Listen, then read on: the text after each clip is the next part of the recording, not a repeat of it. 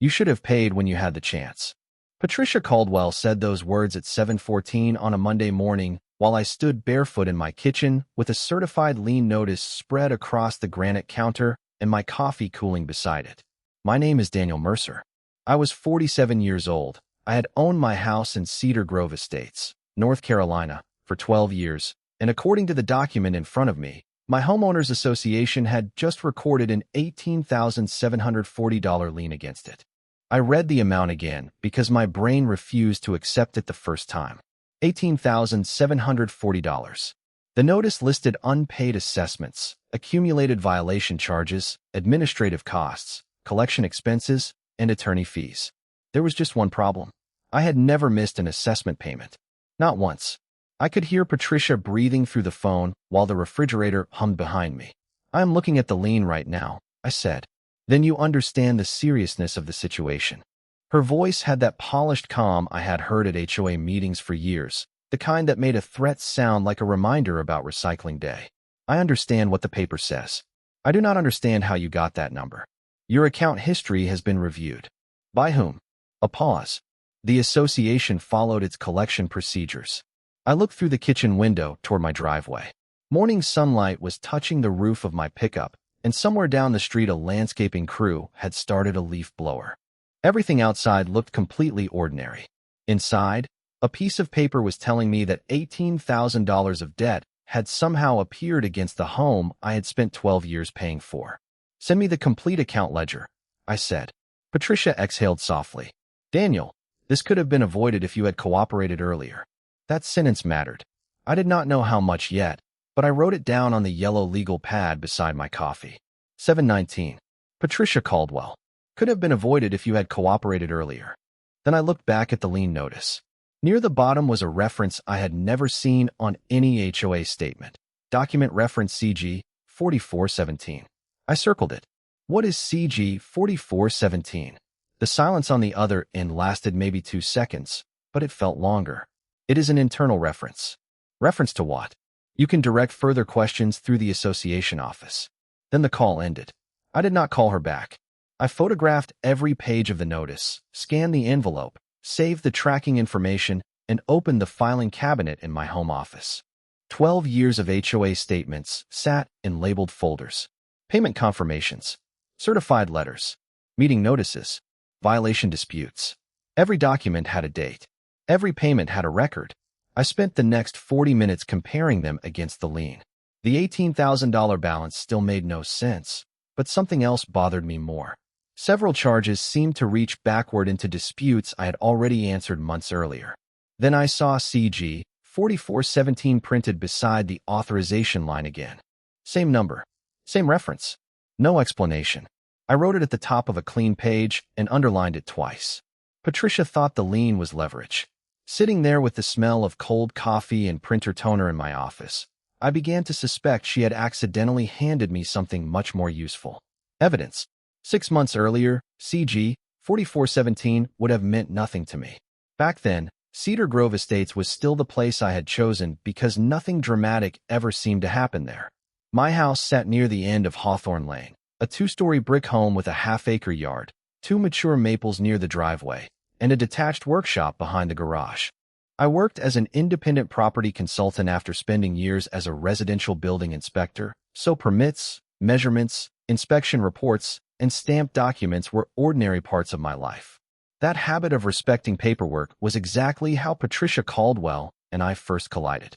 I had decided to replace an old storage shed behind my workshop with a slightly larger one. Nothing extravagant. 12 feet by 16 feet, painted gray to match the house, positioned well inside the required setback. Before ordering materials, I checked the county requirements, submitted the site plan, paid the permit fee, and waited. The approval arrived 3 weeks later with a county stamp across the top. 2 days after construction began, I came home and found a bright white envelope taped to my front door. The paper smelled faintly of fresh toner when I unfolded it. Cedar Grove Estates architectural violation. Proposed penalty, $250, followed by $50 for each additional day of noncompliance. I called the HOA office. Patricia answered. "Your structure was never approved by the architectural committee," she said. I submitted the application 4 weeks ago. Submission is not approval. The county approved it. Patricia gave a small laugh. County approval does not erase HOA authority, Daniel. I remember looking through my office window at the unfinished shed while she said it. The framing stood perfectly square behind the workshop, afternoon sunlight cutting through the open studs. Then send me the restriction I violated. Silence. The committee has discretion over exterior structures. That is not what I asked. The next morning, I drove to the clubhouse carrying my property survey, county permit, architectural application, delivery receipt, and the section of the governing documents covering accessory structures. Patricia was already seated behind the long reception counter when I arrived. Cream blazer, silver necklace, perfectly arranged blonde hair. She barely glanced at the documents before telling me the board expected compliance. I placed the stamped permit beside the HOA restrictions and pointed to the setback measurements. 16 feet from the rear boundary, 11 feet from the side, neutral exterior color, maximum height satisfied. Tell me which requirement I missed. Her expression changed by maybe half an inch. That was enough. 3 days later, the violation disappeared from my online account. No apology arrived. No explanation either. I assumed that was the end of it. Then came the mailbox notice. After that, the driveway edge notice. Then landscaping. Then a warning claiming my trash container had remained visible too long after collection, even though I had rolled it behind the fence before dinner. Each envelope went into a folder. Each response went out with photographs, dates, or receipts. The violations kept disappearing. The administrative charges did not. At the time, I treated those charges like bookkeeping errors that would eventually be corrected. What I did not understand was that Patricia had stopped trying to prove I was breaking the rules. She was building something out of the paperwork left behind. By the third month, my filing cabinet had started telling a story Patricia probably assumed I would never bother reading. The mailbox violation disappeared after I emailed photographs showing the original approved mailbox had not changed in 12 years, but a $75 administrative review charge remained on my account. The driveway notice vanished after I sent measurements proving the edge was inside my property line, yet another processing fee appeared. The landscaping complaint was withdrawn when I provided dated photographs showing my shrubs were below the height listed in the community guidelines, but the account still showed a document preparation charge. Every dispute followed the same rhythm.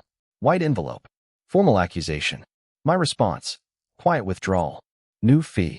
I started keeping everything in a 3-inch blue binder on the shelf beside my desk. I divided it by date and slipped every envelope into a clear plastic sleeve behind the notice it had carried. I printed emails instead of trusting the online portal. I saved screenshots of account balances. I wrote down the date and time of every phone call. It was not paranoia. Documentation had been part of my professional life for too long. If a measurement mattered, I measured it. If a statement mattered, I preserved it. By late fall, the original violations were mostly gone, but the fees attached to them had multiplied into several $100s. I sent the HOA office a written request for an itemized explanation. 10 days passed. Then Patricia replied with 4 sentences saying the charges reflected administrative resources required to address repeated noncompliance. I read that phrase twice. Repeated noncompliance. The violations she was describing had either been withdrawn or corrected in my favor. I printed her email and added it to the binder. That Saturday, I was carrying groceries from my pickup when Robert Gaines walked over from 2 houses down. Robert was in his late 60s and had lived in Cedar Grove longer than I had. He nodded toward the blue binder visible through my open kitchen door. Keeping records on Patricia? He asked. I smiled. Apparently I need to. His expression did not change. Keep every page. There was something in his voice that made me stop. Why? Robert glanced toward the street before answering. Because I got tired of fighting them.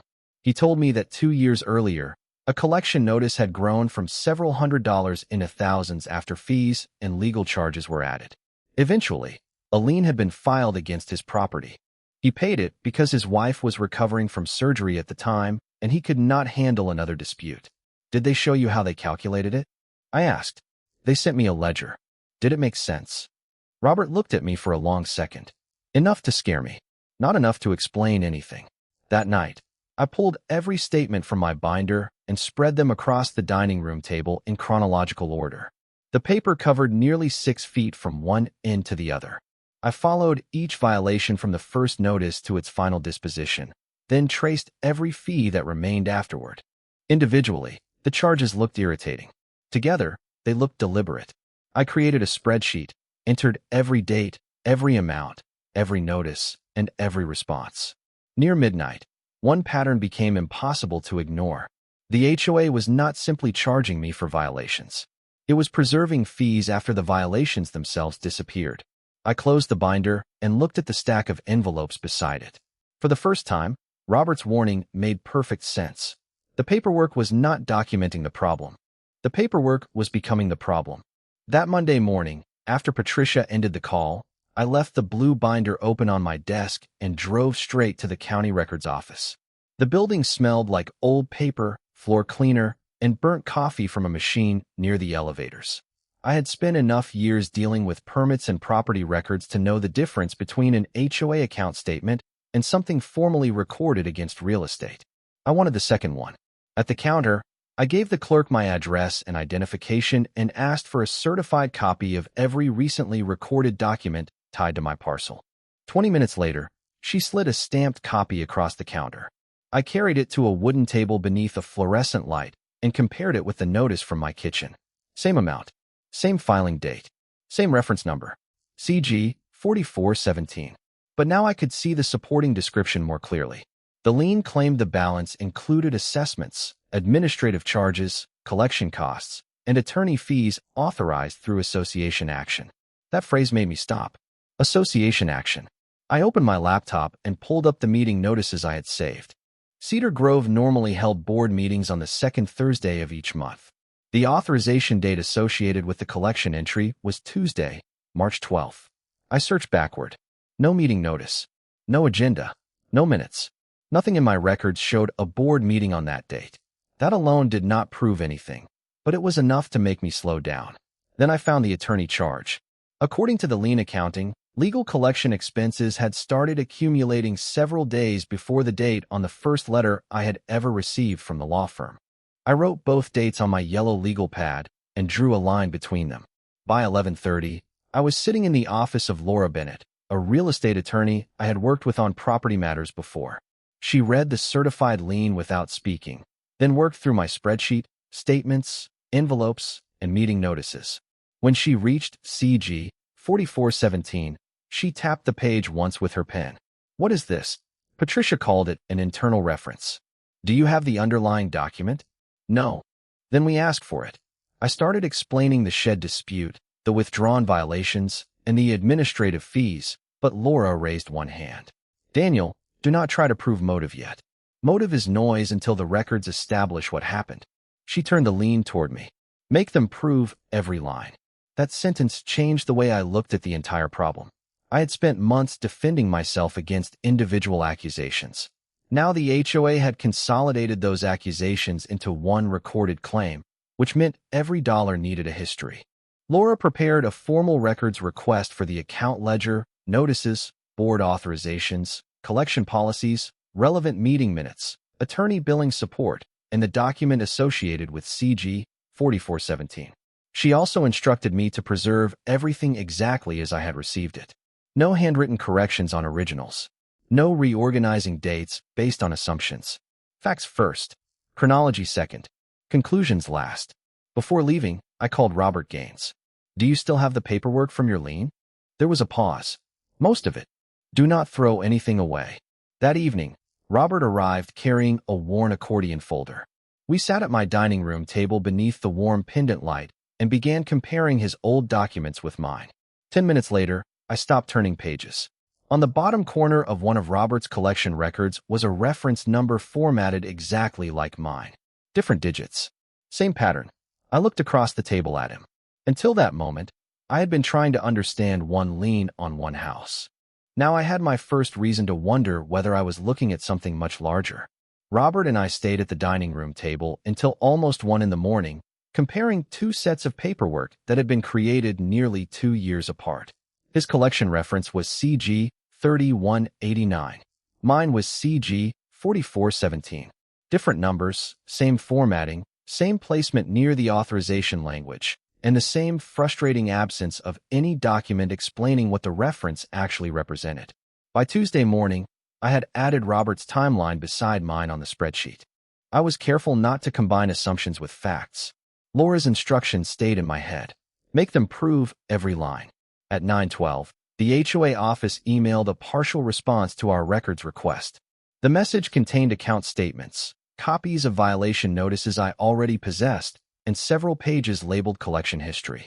What it did not contain was more interesting. No underlying authorization for CG 4417. No minutes showing approval of my collection action. No explanation for the legal fees. I forwarded everything to Laura. 20 minutes later, she called. Check March 12th again. I opened my calendar archive. Tuesday. And the regular board meeting? Thursday, March 14th. Look at the minutes. I found the document and searched every line. Landscaping contract. Pool maintenance. Streetlight repairs. Architectural applications. Nothing about my account. Nothing about collections. Nothing labeled CG 4417. Laura asked me to check the previous meeting and the following meeting. Same result. By noon, she had prepared a supplemental request asking specifically for any resolution, vote, written consent, executive session record, or other authority supporting the collection action. She also requested documentation showing when outside counsel had actually been retained on my account. That afternoon, Robert returned with another envelope he had found in a box in his garage. The paper was slightly yellow around the edges, but the dates were clear. His account showed legal fees beginning before the first dated correspondence from the collection firm, just as mine did. I felt the room become strangely quiet even though the ceiling fan was turning above us. One questionable date could be a clerical mistake. Two homeowners with the same kind of discrepancy deserved a closer look. At 4:46, my phone rang. The caller identification showed Cedar Grove Estates. Patricia's voice was controlled when I answered. Daniel, I understand you have involved an attorney. I asked for records. You are turning an accounting matter into something unnecessarily complicated. I looked at the spreadsheet glowing on my monitor. Then the records should make it simple. She paused. The board has broad authority to recover costs created by homeowners who refuse to comply. There it was again. Authority. The word she always reached for when details became inconvenient. Which board action authorized mine? I asked. Another pause. You will receive whatever records you are entitled to receive. Does CG 4417 identify that authorization? This time, the silence lasted longer. Good afternoon, Daniel. The line went dead. At 5:23, Laura forwarded me a preservation letter she had sent to the association and its counsel, requesting that relevant electronic records, account histories, meeting materials, correspondence, and collection documents be retained while the lien was disputed. I printed it and placed it behind the certified copy in my binder. Then an email arrived from Robert. He had photographed one final page from his old file. At the bottom was a handwritten notation he had never noticed before, batch reviewed by office. I stared at those 5 words, then at CG 3189, then at CG 4417. For months, Patricia had described these numbers as evidence of authority. For the first time, I wondered whether they represented something entirely different. Wednesday began with the sound of my printer feeding out 23 pages of records the HOA had finally produced overnight. I was halfway through my first cup of coffee when I noticed what was missing again. There was still no board resolution attached to CG 4417. Instead, the production included an internal collection log with columns for account numbers, balances, processing dates, and abbreviated status codes. My name appeared on the 4th page. Beside it was CG 4417. I read the line 3 times. It was not labeled resolution. It was not labeled board authorization. It appeared under a column marked collection batch. I called Laura at 7:48. I think we know what the number is. She asked me to send the page without marking it. 15 minutes later, she called back. Do not assume anything beyond what the document says. But yes, this changes the question. Patricia had repeatedly spoken as if the reference supported association authority. The HOA's own record appeared to identify it as an administrative batch number. Laura immediately sent another request asking for the actual board authorization supporting the lien and clarification of the relationship between the collection batch and the recorded filing. At 9:30, Another name entered the story. Helen Price, Cedar Grove's treasurer, called me from a number I did not recognize. I had spoken to Helen at annual meetings, but never privately. Her voice was careful. "Daniel, your attorney sent a preservation notice to the board." "That is correct. I cannot discuss confidential board matters." "I am not asking you to." She paused. "Then I will only tell you this. Some collection balances I have seen do not match the summaries presented with the regular treasurer reports." I sat down at my desk. "Mine. I am not going to identify accounts." "How long have you noticed it?" Another pause. Long enough that I asked questions. She ended the call without explaining further. I wrote down her exact words, the time, and the number she had called from. I did not call her back. By 11, Laura had contacted the association's counsel directly. The response came faster than anything Patricia's office had sent. HOA counsel acknowledged the dispute, confirmed that relevant records should be preserved, and requested time to review the collection file. Then Laura forwarded me an older email included in the latest document production. It had been sent by an administrative employee months earlier and warned that several collection accounts required reconciliation before additional enforcement activity continued. The email did not accuse anyone of misconduct. It did something more useful. It established that questions about the records existed before my lien was filed. My account was listed among the files awaiting reconciliation. Yet the collection process had moved forward anyway. At 12:17, Patricia emailed me directly. "All future communications regarding your account should be directed through counsel." No greeting. No explanation. No mention of CG 4417. I printed the email and placed it in the binder. The phone rang again 20 minutes later. It was Laura. Her tone had changed. "I have sent the documented discrepancies to the appropriate parties for review, including the timing issue, the missing authorization, the collection records, and the prior reconciliation warning. What happens now? We wait, and we preserve everything." I looked at the clock. It had been just over 29 hours since the certified notice landed on my kitchen counter. For months, Patricia had controlled the pace by sending letters whenever she wanted. Now the clock belonged to the records, and the records were moving faster than she was. At 6:42 Thursday morning, I was standing in my kitchen when Laura called and told me not to expect a dramatic scene. "This is a records matter," she said. "Let the process work." I understood exactly what she meant. No one was coming to Cedar Grove with flashing lights. No one had declared Patricia guilty of anything. The documented discrepancies had simply reached people who had the authority to ask questions Patricia could not answer with another violation letter. I checked the time written on my yellow legal pad for Monday morning. We were approaching 48 hours. At 7:20, I drove toward the county planning office for a client appointment. My normal route took me past the Cedar Grove clubhouse. I almost missed the two unfamiliar vehicles parked near the administrative entrance. One was a dark gray sedan. The other was a white county fleet vehicle with a small official seal on the front door. Patricia's white sport utility vehicle was not there yet. Through the clubhouse windows, I could see 3 people standing near the reception counter with folders open. Another person sat at the conference table beside a laptop. Cardboard record boxes rested on 2 chairs. Nothing looked chaotic. That made it more serious. I pulled into the visitor parking area across from the clubhouse and called Laura. "There are people inside the office."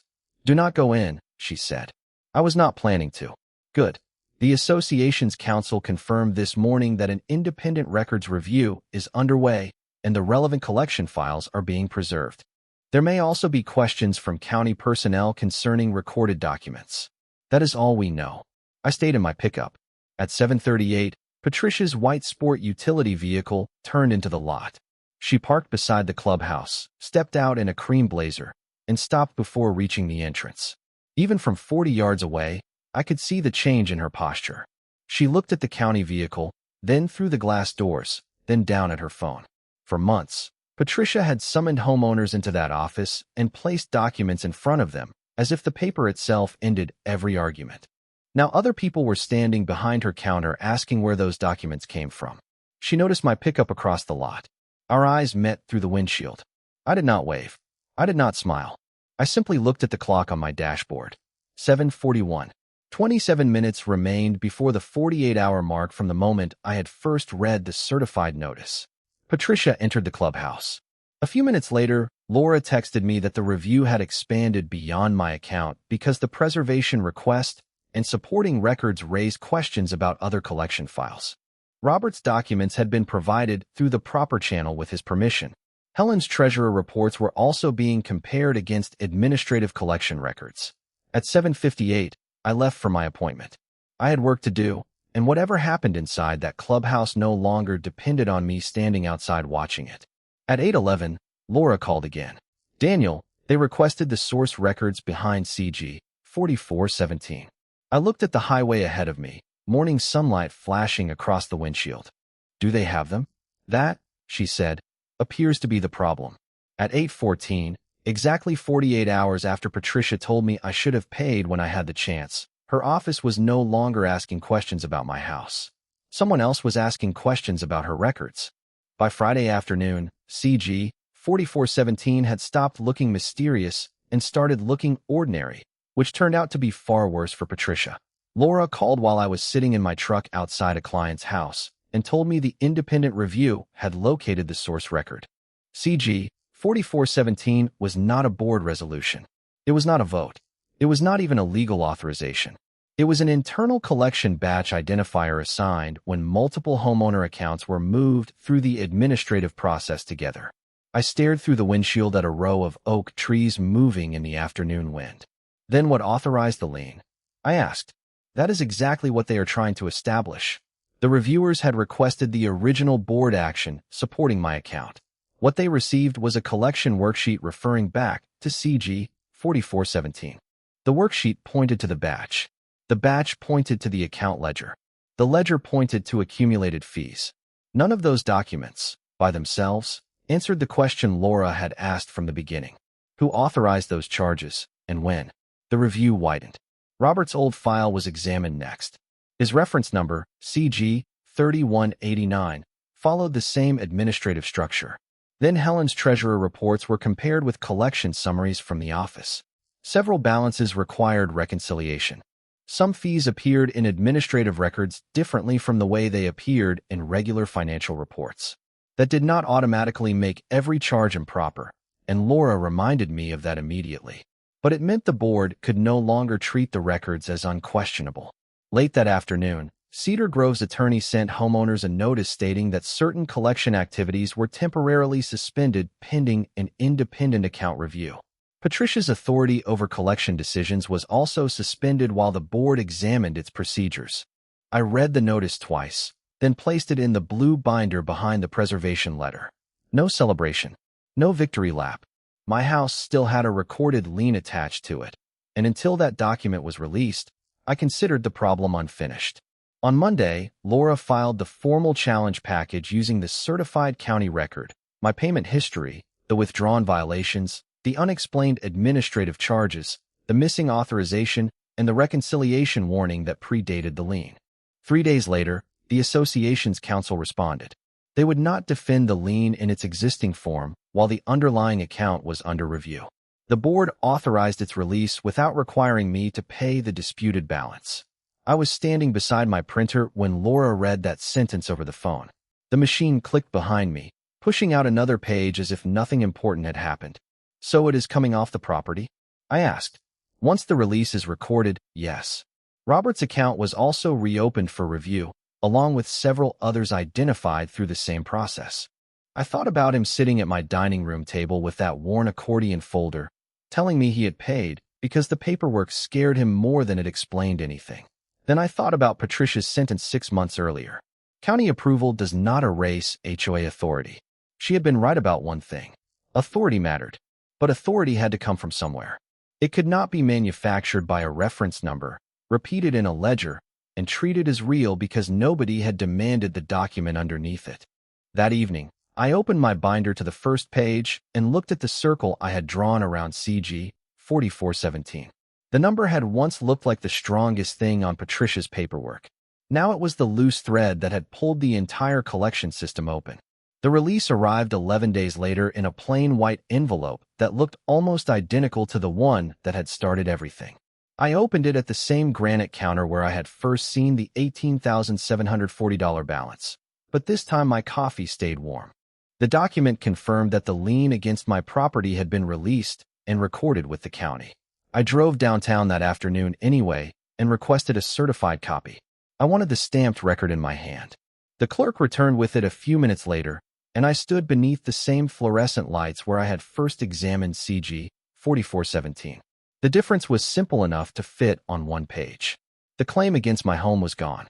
Back at Cedar Grove, the independent review continued for several weeks. The board hired an outside accounting firm to reconcile collection accounts and compare administrative records with approved assessments, documented violations, legal invoices, and board actions. Robert received a letter informing him that portions of his old balance were being reviewed for possible reimbursement. Other homeowners received similar notices. Helen Price remained treasurer during the review, but Patricia was removed from collection oversight immediately. A month later, the association announced that Patricia had resigned from her position as president. The notice did not accuse her of a crime, and I never needed it to. What mattered was what the records established.